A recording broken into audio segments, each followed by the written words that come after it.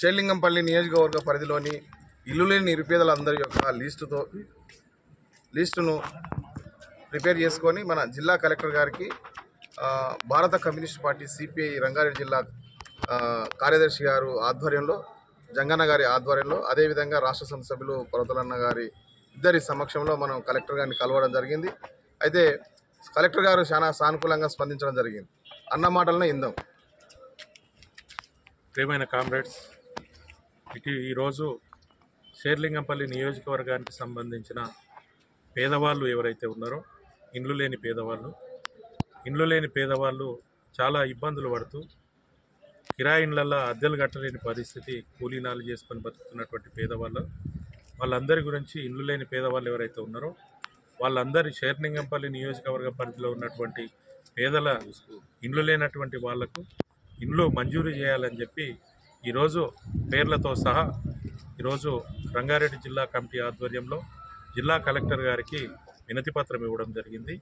ఈ వినతిపత్రం కార్యక్రమంలో నాతో పాటు సిపిఐ రాష్ట్ర సభ్యుడు పర్వతాల గారు, జిల్లా కార్యవర్గ సభ్యుడు రామకృష్ణ గారు, జిల్లా సమితి సభ్యులు చందు యాదవ్, అదే రకంగా వెంకటస్వామి గారు, ఇజ్జత్ నగర్ నాయకుడు కాసిం గారు, ఇంకా సీను, ఇతర నాయకులందరం కలిసి ఇవాళ వినతిపత్రం ఇవ్వడం జరిగింది. ఆ వినతిపత్రం మీద మరి ఏదైతే ఇది జిహెచ్ఎంసి పరిధిలో ఉన్నటువంటి ఎక్కడున్న డబుల్ బెడ్రూమ్ ఇండ్లున్నా, జిహెచ్ఎంసి పరిధిలో ఉన్నటువంటి ఖాళీగా ఉన్నటువంటి మరి ఏదైతే డబుల్ బెడ్రూమ్ ఇండ్లు ఉన్నాయో జిహెచ్ఎంసి కమిషనర్తో కలిసి మాట్లాడి చర్చించి ఎవరైతే అర్హులు ఉన్నారో, నిజమైనటువంటి అర్హులు ఎవరైతే ఉన్నారో వాళ్ళందరికీ కేటాయిస్తామని చెప్పి కలెక్టర్ గారు హామీ ఇవ్వడం జరిగింది. కాబట్టి కలెక్టర్ గారి సానుకూలంగా స్పందించారు. వారికి మా జిల్లా కమిటీ తరఫున అభినందనలు ఈ సందర్భంగా తెలియజేస్తాము. షేర్లింగంపల్లి నియోజకవర్గ పరిధిలోని వివిధ కాలనీలకు సంబంధించిన నిరుపేదలకు రాష్ట్ర ప్రభుత్వం నిర్మాణం చేసే డబుల్ బెడ్రూమ్లో అవకాశం కల్పించాలని చెప్పి షేర్లింగంపల్లి నియోజకవర్గ కమిటీ రంగారెడ్డి జిల్లా పార్టీ కార్యదర్శి పాలమాకుల జంగన్న గారి నేతృత్వంలో ఈరోజు రంగారెడ్డి జిల్లా కలెక్టర్ గారు శశాంక్ గారిని ఇప్పుడే కలవడం జరిగింది.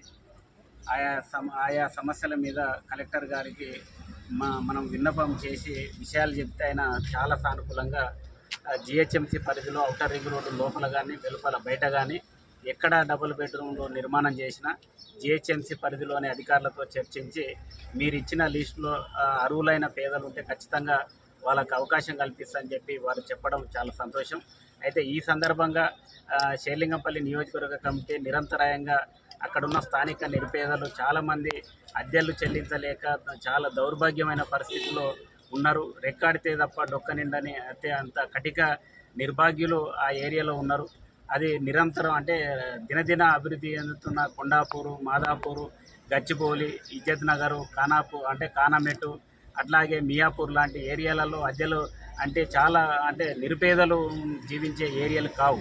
అయినా అక్కడ వివిధ ఇళ్లలో పాసి పనులు చేస్తూ ఇండ్లు దూడుస్తూ బతుకుతున్న నిరుపేదలు వాళ్ళు అద్దెలు ఎట్లా కడతారు? కాబట్టి రాష్ట్ర ప్రభుత్వం వాళ్ళ పట్ల సానుకూలమైన వాతావరణంలో స్పందించి తక్షణమే రాష్ట్ర ప్రభుత్వం నిర్మాణం చేసే డబుల్ బెడ్రూమ్లో అవకాశాలు కల్పించాలని చెప్పి సందర్భంగా రాష్ట్ర ప్రభుత్వాన్ని కోరుతూ జిల్లా అధికార యంత్రాంగం కూడా నిజమైన నిరుపేదలకు అర్హులను గుర్తించాలి తప్ప ఆయా రాష్ట్ర ప్రభుత్వ పెద్దలు లేదంటే పొలిటికల్ లీడర్ల ప్రమేయం ఒత్తిడికి తలొగ్గకుండా నిజంగా నిష్పక్షపాతంగా ఈ ఏదైతే డబుల్ బెడ్రూమ్లో అలాట్మెంట్ చేస్తారో అది పాక్షికమైన సర్వే ద్వారా నిష్పక్షపాతంగా ఎలాంటి రాజకీయ ఒత్తిడిలు కానీ లేదంటే ఎలాంటి స్వార్థం లేకుండా నిరుపేదలకు అందే పద్ధతిలో చూడాలని చెప్పి జిల్లా పార్టీగా కలెక్టర్ గారిని కోరితే వారు కూడా చాలా సానుకూలంగా స్పందించి నిరుపేదలను ఖచ్చితంగా పరిగణలోకి తీసుకొని వాళ్ళకే ఇస్తామని చెప్పి వారు చెప్పడం. కాబట్టి ఈ సందర్భంగా అక్కడున్న నియోజకవర్గ పార్టీనే కాదు ప్రజలను కూడా మేము విజ్ఞప్తి చేస్తున్నాం. కమ్యూనిస్టు పార్టీ ఏదైనా ఒక సమస్యను తీసుకుంటే ఆ సమస్య పరిష్కారం అయ్యే వరకు ఆ పోరాటాన్ని కానీ లేదంటే ఆలోచన నుండి ఇంకొక వైపు వెళ్ళే పరిస్థితి ఉండదు. ఖచ్చితంగా మీకు డబుల్ బెడ్రూమ్ ఇండ్లు రావడమా లేదా అక్కడ ఉన్న ప్రభుత్వ భూములకు మనం ఎర్ర జెండాలు పట్టుకొని పోవడమా, ఈ రెండే మనకు మార్గాలు ఉన్నాయి. కాబట్టి మొదటి మార్గాన్ని మనం రాష్ట్ర ప్రభుత్వం ద్వారా ఈ డబుల్ బెడ్రూమ్లో అవకాశం కల్పించాలని చెప్పి వినతి పత్రాల ద్వారా మనం కోరుతా ఉన్నాం. నెక్స్ట్ సంబంధిత హౌసింగ్ మినిస్టర్ను కూడా కలుస్తాం. అవసరం ఉంటే సీఎం రేవంత్ రెడ్డి వరకు కూడా ఈ విషయాన్ని తీసుకెళ్తాం. కానీ అప్పటికీ రాష్ట్ర ప్రభుత్వం స్పందించకపోతే మనకున్న రెండో మార్గం ఉండనే ఉంది. కాబట్టి మీరు ఇవ్వలేదు కాబట్టి మేమే ప్రభుత్వ భూములు ఎక్కడ ఉంటే అక్కడ వెళ్ళి గుడిసెలు వేసుకుంటాం అని చెప్పి కమ్యూనిస్టు పార్టీ ఖచ్చితంగా పేదలను సమీకరించి భూ పోరాటాలు కూడా సిద్ధమవుతుంది. కాబట్టి మీరు ప్రజలకు మేము విజ్ఞప్తి చేస్తున్నాం. కాబట్టి మేము చేసే పోరాటానికి, మేము చేసే ఈ కార్యక్రమానికి మీరు చేదోడు వాదోడుగా ఉండి అర్థం చేసుకోవాలి. అక్కడ నియోజకవర్గ కార్యదర్శి రామకృష్ణ గారు ఏ పిలుపునిచ్చినా, ఏ ఆలోచనతో ఉన్నా మీరు ఆయన ఆలోచన విధానానికి అనుగుణంగా అక్కడ నియోజకవర్గ కమిటీకి అనుగుణంగా మీరందరూ కూడా నడుచుకోవాలని చెప్పి, ఒత్తిడి లేకుండా మీరేదో భయభ్రాంతులకు గురి కాకుండా వస్తాయా రావా అనే ఆలోచన లేకుండా మేము ఖచ్చితంగా మీకు రావడానికి మేము ప్రయత్నం చేస్తున్నాం. ఆ ప్రయత్నంలో మిమ్మల్ని కూడా భాగస్వాములు చేస్తున్నాం. మీరే చూస్తారు కాబట్టి ప్రజలందరూ కూడా అర్థం చేసుకొని భవిష్యత్తు పోరాటాలకు మీరందరూ కూడా సిద్ధం కావాలని చెప్పి పిలుపునిస్తూ ముగిస్తాం. ఇక్కడ చూడండి.